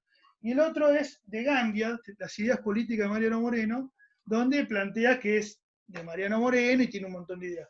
Hay más libros, yo tengo en la biblioteca, no los encontré, pero es una discusión muy interesante. Ahora, este que sacó, se llama Javier, no me acuerdo, es un doctor el chabón, no es un historiador, es un doctor que escribió eso, lo descubrió y chao, rompió todo. Y me acuerdo cuando lo leí, dije, nos garcó este chabón. O sea, tiró todo lo que uno escribió, ¿no? Porque hay que rebatirlo ahora. Yo le mandé un correo a Galazo, le dije, leyó lo de Juan Bauso, se llama Juan Bauso. Dice, sí, ese doctorcito liberal lo tengo guardado en el correo. Ya estamos investigando sobre el tema.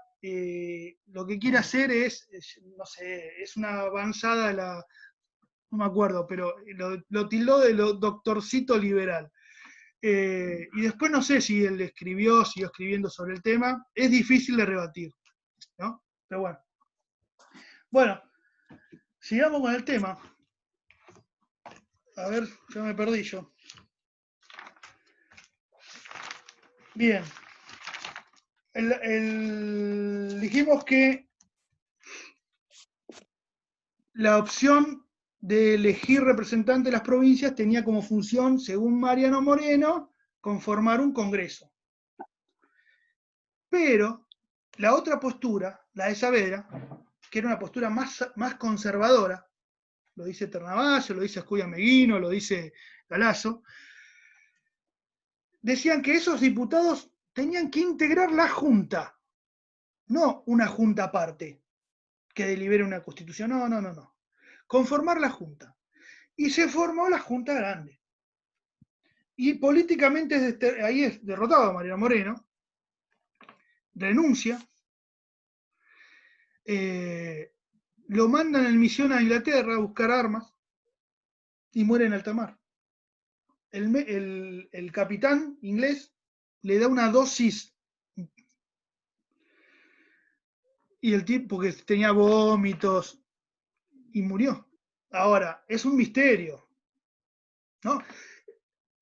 No sé, a la esposa le llegó días antes una cajita que tenía instrumentos de velorio, diciendo, lo vamos a reventar a tu marido.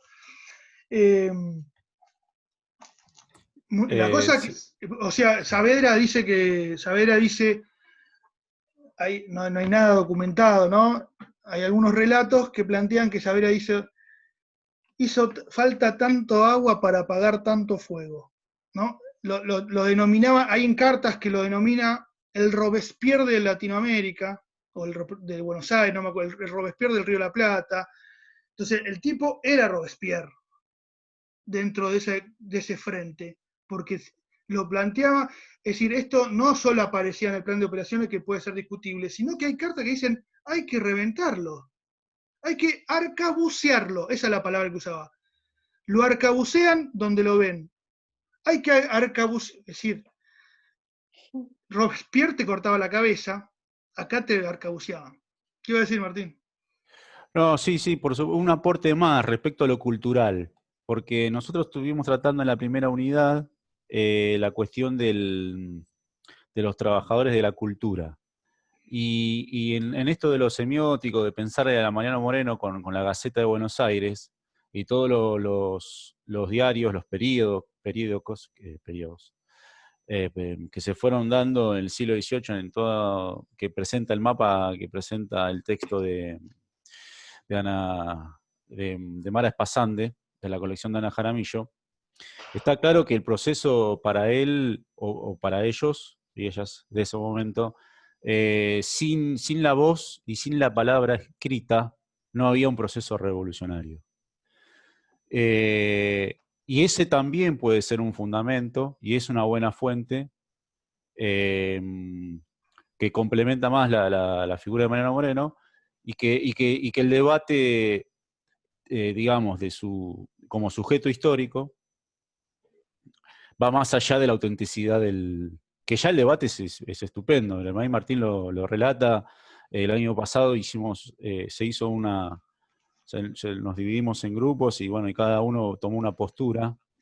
Pero bueno, también decir que el cambio, ya plantear la voz escrita, esto de lo que pasa hoy, ¿no? Digamos, uno puede tener ideas enormes, gigantes, hacer un hecho político fuerte y clave, pero si no se difunde bien, digamos, no se construye, no se llega a desarrollar lo que hoy se llama, bueno, superficialmente, la batalla cultural, ¿no? Miren, hace unos años hubo un encuentro en Bariloche, cuando fue lo de Uribe, y hubo un planteo que no se pudo hacer y que todavía está en debate, que es hacer un observatorio de medios en América Latina. Y ese debate, esa postura la tenía muy clara Mariano Moreno, en eso, ¿no? Y en la creación de la Biblioteca Nacional como difusión de cultura. Sí, la Gaceta. La Gaceta es el diario de la revolución, ¿no? Es donde baja línea. Bueno, entonces, la Junta Grande, en 1812 pasa algo importante. Varias cosas importantes. El año 1812, Ternavalla lo toma como un título, el año 1812, algo así. Primero, el Consejo de Regencia llama a Cortes Generales, había llamado a Cortes Generales en 1810, y en el 12 ya tiene una constitución liberal. Es revolucionario lo que ocurre en España. Es una constitución liberal, ¿no? De avanzada para la época, pero esa constitución no es tomada en cuenta por las regiones rebeldes, como el Río de la Plata. Entonces ahí se dividen en dos tipos de colonias, ponele, las rebeldes y las leales, ¿no? El Río de la Plata está dentro de la categoría de rebelde. 1812, los morenistas se reagrupan en una sociedad llamada la Sociedad Patriótica, ¿no? Viene San Martín, aquel que venía luchando contra el absolutismo y contra el bonapartismo, viene con esas ideas liberales al Río de la Plata, se presenta ante el triunvirato y le dice, bueno, me pongo a disposición. Muy bien, lo nombramos coronel en jefe, crea un regimiento de granadas a caballo, que era inédito, ¿no? Era algo nuevo, novedoso, un regimiento de granaderos a caballo. Además, porque San Martín piensa, a ver, ¿qué necesitamos nosotros? Acá que hay gauchos, granaderos a caballo. El granadero era un personaje de infantería, ¿no? ¿Qué hacía el granadero? Avanzaba y tiraba una granada, una cosa. Tenía una granada, tenía que tener fuerza, grandote, y no era a caballo. Y él funda el regimiento granadero a caballo, ¿no? Que no andaban con granadas, sino que andaban con un sable, ¿no? Y era un ataque rápido, en pinzas, como se pudo ver en esa batalla que es la batalla de San Lorenzo. Y en tantas otras, ¿no? La única batalla que San Martín lucha en tierra argentina es la batalla de San Lorenzo. Después el resto en Chile, en Perú. Ahora, volviendo a la Junta que se conforma en diciembre de 1810, esta Junta grande, volvemos para atrás, también tiene que pensar políticamente en esa representación que había de las provincias, afianzarla más. Y por eso firma un decreto, llama el decreto de conformación de juntas provinciales subalternas. Es decir, cada provincia tenía que formar una junta propia, donde el gobernador de intendente era el jefe, el presidente de esa junta, y en las provincias nombrar a 3 más, y en las ciudades más importantes formar juntas subalternas, donde ese jefe militar de una ciudad importante era el presidente y se nombraba por voto, por elección popular. Eso es algo novedoso. Ahora, ¿qué pasó? Eso duró poco porque en Buenos Aires las posturas centralistas empiezan a avanzar y hay una maniobra cuando ocurre la batalla de Huaqui, es decir, cuando Huaqui es una derrota, ¿no? Lo que hace Saavedra, que todavía era el jefe de la Junta, era el presidente de la Junta grande, va a ordenar el ejército y viaja al norte. Y ese vacío de poder generó una avanzada de los porteños sobre el interior. Se forma un triunvirato, ¿no? que se transforma en el Ejecutivo Nacional de todas las provincias unidas, ya llamadas del Río de la Plata, y la Junta comienza a ser la Junta Conservadora. ¿Conservadora de qué? Conservadora del trono de los Borbones, así se llamaba, Junta Conservadora. Y funcionaba como una especie de poder legislativo. ¿Y qué hace esta Junta Conservadora? Hace un estatuto que plantea que ellos ponen y sacan al Poder Ejecutivo. Esto los porteños no lo aceptan, desarman la Junta y los mandan a la provincia. Entonces ahí ya empieza a diferenciarse Buenos Aires contra el interior.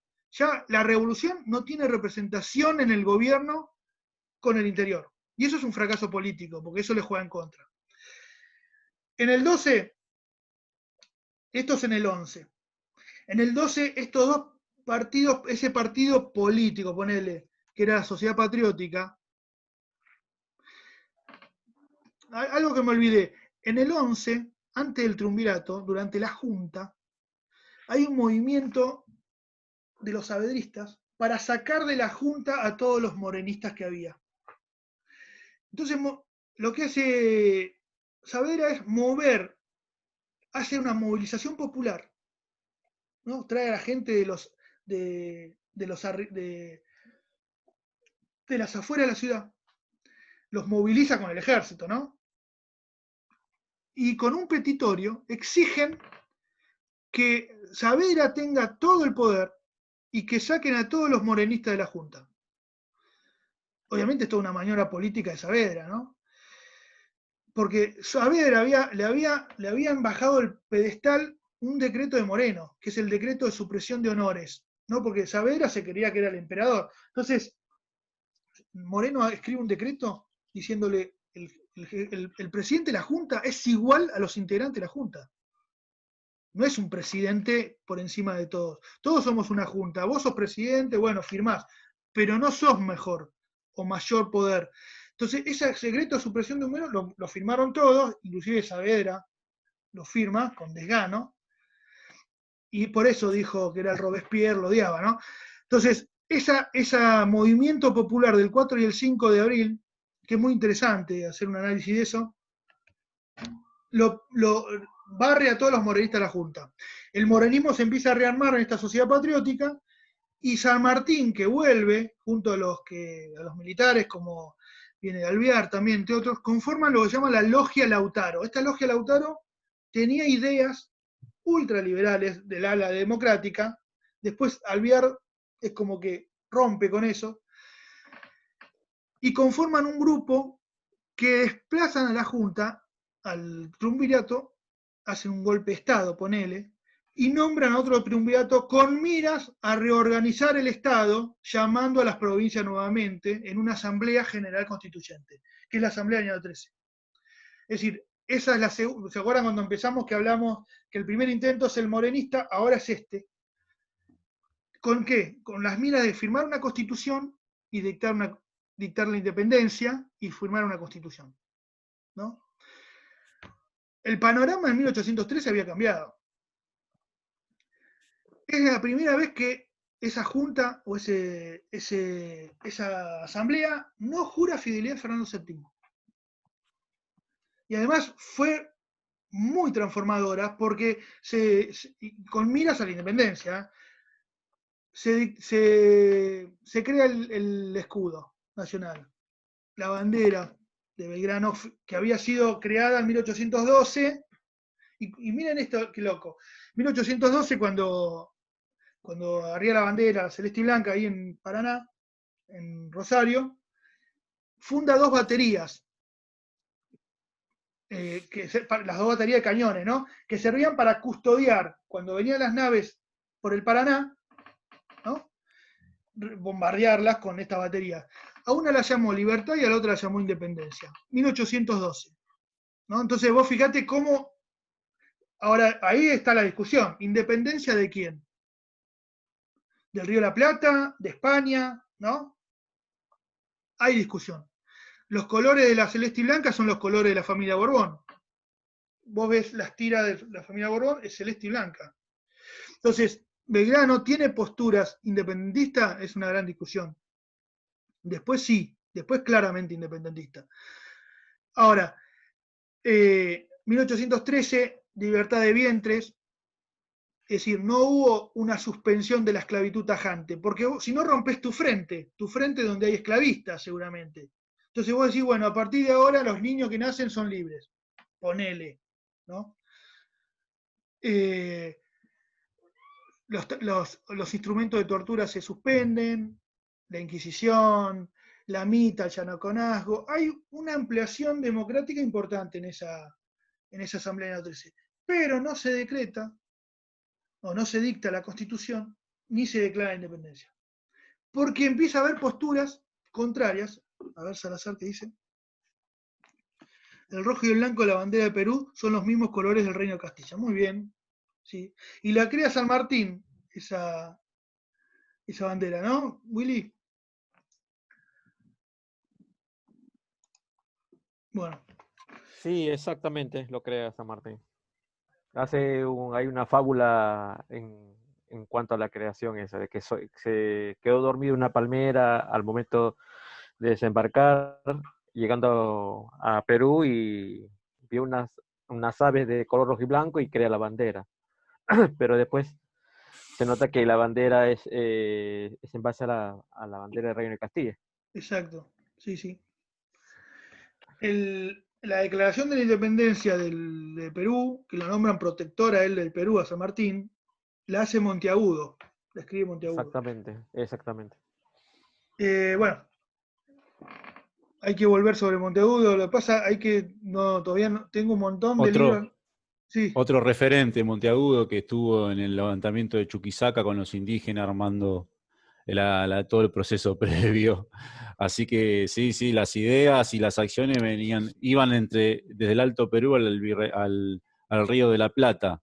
Muy bueno. Yo quería acompañar un poco la idea de ahí de las diferencias que van surgiendo, porque Martín está dando detalles fácticos muy buenos, y acompañando eso, el texto de Acuña Meguino, no sé si quieren realizar alguna pregunta, pero hay un momento donde él marca 5 puntos de análisis donde se van a ir desarrollando incluso ya en la etapa previa, ¿no? Los 2 caminos. Y luego esos 2 caminos, uno es el centralismo, y el federalismo. Los centralismos y los federalismos. Habla de una especie de, yo digo, como de vanguardia del Río de la Plata, que va a ser la experiencia del Paraguay y la banda oriental. La cuestión de del proteccionismo y el libre cambio. El otro eje es el que ya explicó Martín, que es la lucha por la independencia, que desde que él, Ascuy, habla de independencia, y la cuestión de la democracia. Yo en el video me pareció importante agregar que incluso también en la cuestión de la guerra civil, ¿no? Porque entre 1814 y 1820, digamos... La cuestión de la tierra también es la otra, Martín. Y la cuestión de la tierra. La cuestión de la tierra también claro, es algo importante que toma Meguino. Exacto, sí, la cuestión de la tierra para vos decís por las ideas de Castelli.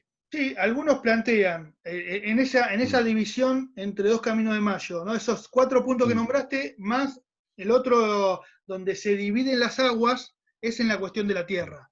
Algunos planteaban, como Artigas, como Belgrano, como Castelli, como Azara, que toman de todo eso, planteaban, bueno, Azara no era un hombre de gobierno, pero toman de Azara todo eso, plantean que hay que destruir la tierra.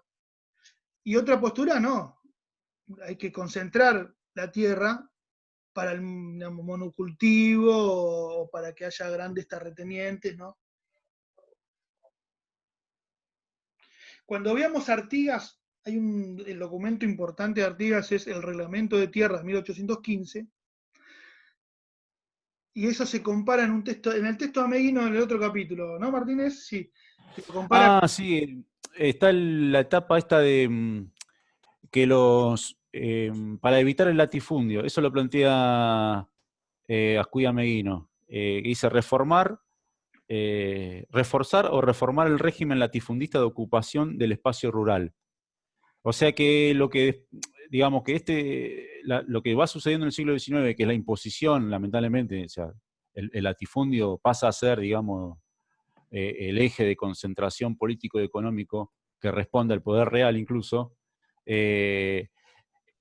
quienes estuvieron estas ideas de democratización, porque entregar la tierra es un paso de democratización, lo decían justamente para evitar lo que después sucedió. O sea que estaban viendo una visión hacia adelante de lo que iba.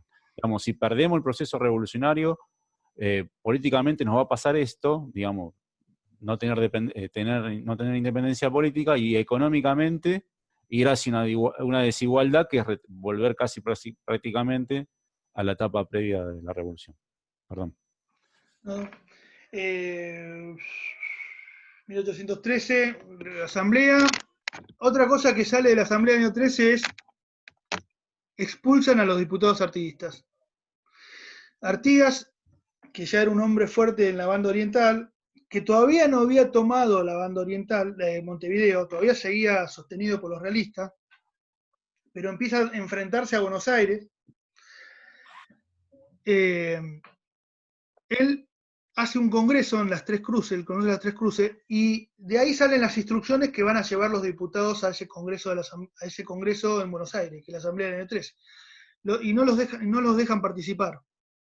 ¿Por qué? Porque políticamente jugaba en contra a lo que el poder real quería, que no era declarar independencia, que no quería dictar una constitución, y mucho menos federalista, o en realidad confederacionista, era una confederación lo que planteaba Artigas, y mucho menos republicana, cuando en Europa Napoleón empezó a retroceder ya en el 13, ¿no? Y eso generaba miedo en la revolución de que si Napoleón es derrotado, hay una reacción monárquica importante. Entonces acá dilatan la declaración de la independencia, donde los ingleses no iban a apoyar a España y a sus colonias al mismo tiempo. Preferían apoyar a los españoles en su guerra contra Napoleón que apoyar a sus colonias. Entonces, algo importante también, crea el directorio. Es decir, el directorio es un poder ejecutivo unipersonal, y el primer director supremo en 1814 es Posadas, y lo sucede Alvear, que ella es un hombre fuerte del centralismo porteño, antiartiguista.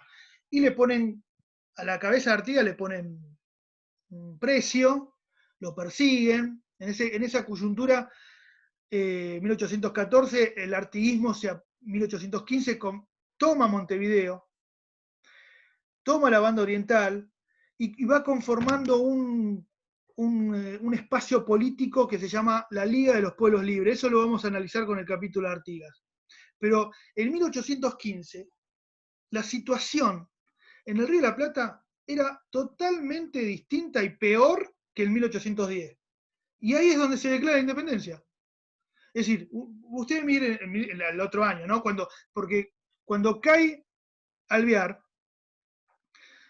Álvarez Tomás toma al director supremo y firma un estatuto, llama el Estatuto Provisional. Y ese estatuto llama de nuevo, porque cuando cae Alvear, cae esa asamblea que no hizo nada en cuanto a la Constitución de Independencia, donde ya claramente San Martín, Belgrano decían hay que declarar la independencia. Si el que se tiene que ir, que se vaya. Acá me dice que se tienen que ir, no hay problema. Yo me extendí mal, ya ahora lo voy a tratar de acortar, pero el que se tiene que ir, porque tiene que nada. Está bien, yo porque me embalo y me gusta el tema y bueno. Pero yo también, me están diciendo la comida, me dicen... La cena. Sí. Profe, perdón, un sí. detalle que por ahí, no sé si por ahí es menor, pero Manuel Dorrego estuvo también muy presente en ese escenario también, ¿no? Hablando justamente porque ayer fue el cumpleaños. Sí. Literalmente. Sí. Va a tener mayor participación Dorrego después, cuando es gobernador, y lo fusilan, ¿no? Pero sí, ahora es un guerrero de la independencia importante, Manuel Dorrego. Pero su participación más eficaz es posterior al año 20, es en el otro momento de la historia, ¿no? De cuando comienza otro periodo de la historia argentina, que es cuando se empiezan a conformar las provincias y el federalismo empieza a tener impulso. Pero volviendo a este estatuto, llama de nuevo un congreso y es el Congreso de Tucumán, donde ya claramente hay posturas independentistas. San Martín le decía, el norte no se puede. Hay que ir a Mendoza, decía el tipo, conformar un ejército, cruzar los Andes, derrotar a los realistas, porque eso quiere decir, 1815, los realistas están en Chile, tomaron Chile, la revolución chilena sucumbió por el avance de Perú. En el norte, avanzando al norte, Güemes está ahí a los sablazos tratando de resistir el avance de los realistas. Y Artigas está haciendo lo propio en la banda oriental y conformó la Liga de los Pueblos Libres, Santa Fe, sur de Córdoba, Corrientes, Misiones y Entre Ríos. Y la banda oriental. Ese polo político federal era un problema para Buenos Aires. Entonces, en ese momento, el peor momento, donde además Fernando VII volvió a España, 1814, reventó a la Constitución Liberal y puso todas sus fuerzas para reventar a la revolución. Entonces, Buenos Aires es el único foco revolucionario que no sucumbió. Todos los demás de América sucumbieron. Entonces, todos los esfuerzos lo pone Fernando en derrotar a la revolución en Buenos Aires. Entonces, era el peor momento y los tipos declararon la independencia. Por eso Galasso discute con Mitre diciendo, escúchame, ¿cómo que no estaban dadas las condiciones en 1810? Estaba todo, era fresquita la vida ahí. El problema era en 1816, ahí era un problema. Entonces, ahí no daban las condiciones que vos estás diciendo. Entonces, a lo que voy es, 1816, en Tucumán se declara independencia, no participó el litoral, no están los representantes del litoral, y se empieza a discutir una forma de gobierno monárquica. La república era mala palabra, el único que hablaba de república era Artigas. Había algunas discusiones, los jujeños creo que planteaban, ¿no? En las actas del Congreso de Tucumán son muy interesantes todo lo que se discute, pero España y Europa, la Santa Alianza, la reacción monárquica absolutista no daba lugar a que acá se dicte una constitución republicana. Entonces se empieza a barajar una idea de monarquía constitucional. Belgrano y Rivadavia se van a Europa a buscar un príncipe, no encontraron ninguno, menos mal. Y viene con la idea de el Inca, donde obviamente los porteños se reían de esa, porque digamos, políticamente es un golazo, porque vos te ganabas, porque además, miren esto, la independencia dice de Sudamérica, no dice el Río de la Plata, se declara la independencia de Sudamérica, es decir, una mirada continental de la revolución, no es una mirada de la patria chica. El acta de la independencia dice Sudamérica, no dice Río de la Plata.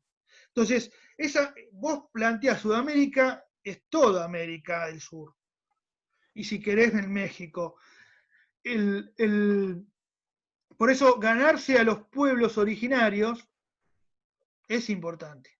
Vos nombrás a un inca como descendiente monarca, de un monarca, es una jugada política eficaz en un momento crítico de la revolución. Entonces, no, sucumbió igual esa idea, el Congreso vuelve a Buenos Aires y ahí empieza a discutir una constitución que es la Constitución del 19.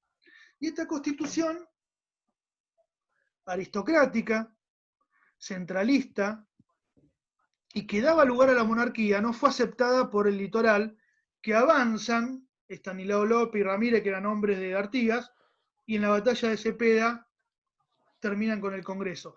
Y ahí termina la etapa esta. Así que después de ¿cuántos? No sé, mucho tiempo. Quizá no sé. también, quizá era importante también en esto, muy bueno, porque los levantamientos que ya se venían dando desde todas las etapas de las resistencias que tuvieron los pueblos nativos, los pueblos originarios, luego del periodo comenzado, el periodo de la colonización. Así que, más allá, digamos, de lograr llegar a un puesto político, a un cargo,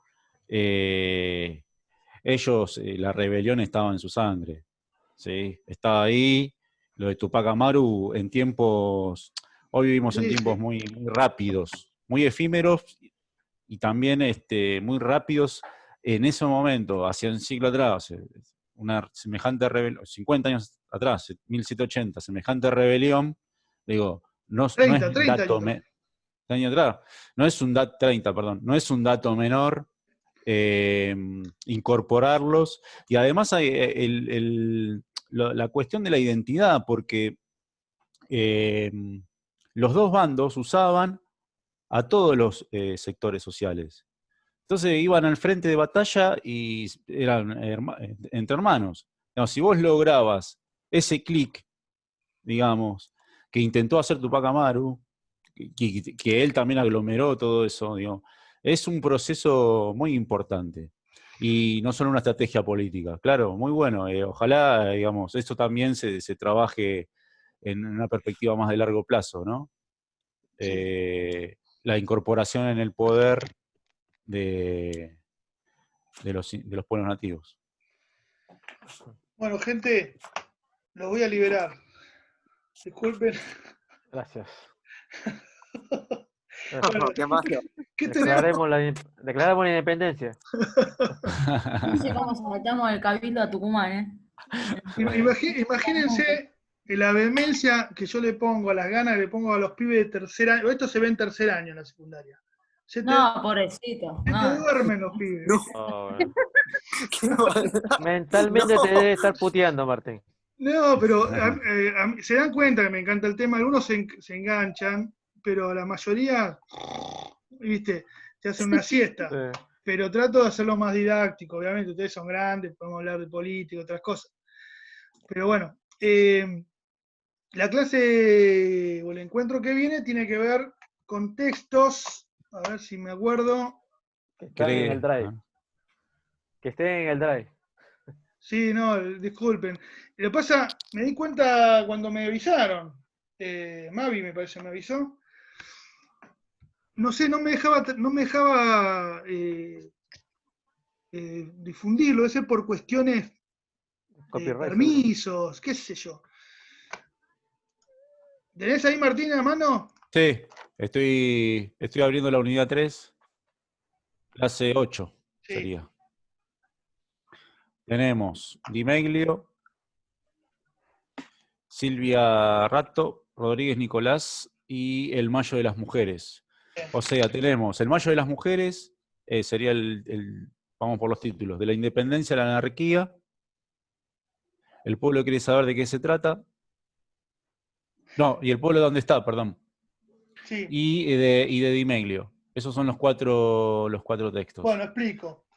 A uno es sobre la cuestión de los esclavos, ¿no? Sobre el afro en el Río de la Plata o el negro esclavo en el Río de la Plata. Habla sobre eso. El otro es sobre, tiene una postura de género, digamos, la participación de las mujeres en la Guerra de la Independencia. Es muy breve, es un artículo muy, muy chiquitito.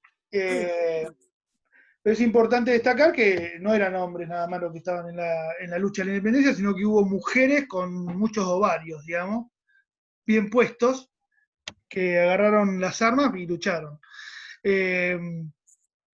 También el texto de Ratto tiene que ver con la cuestión aborigen, ¿no?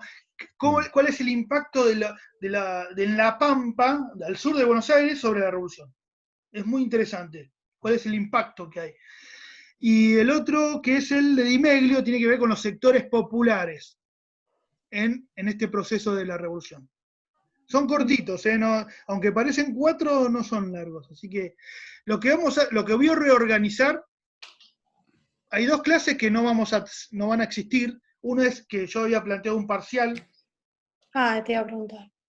Entonces, por lo tanto, no va a existir ese parcial porque era escrito en presencial. Y voy a dividir textos. Y el otro era el debate historiográfico de Mariano Moreno, que los voy a invitar a que lo lean igual, está bueno. Yo les voy a mandar, si lo encuentro, lo que escribí para las jornadas esas, y lean el plan de operaciones, que es interesante leerlo. Bueno, gente, buenas noches, buen fin de semana. Buenas noches, profe, buenas noches a todos. Buenas noches, gracias. Buenas noches. Adiós, muchachos. Chau, chau.